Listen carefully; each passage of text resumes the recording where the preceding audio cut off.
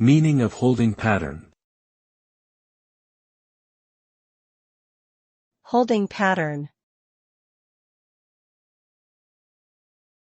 Holding pattern.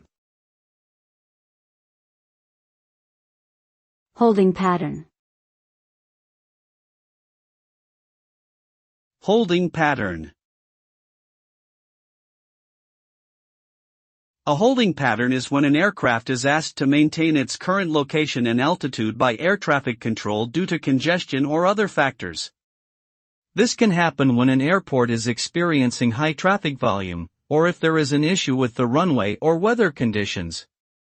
While in a holding pattern, the aircraft will typically fly in circles over a designated area until it is cleared to land or proceed to its destination. This can lead to delays for passengers and additional fuel consumption for the aircraft, causing inconvenience and added costs.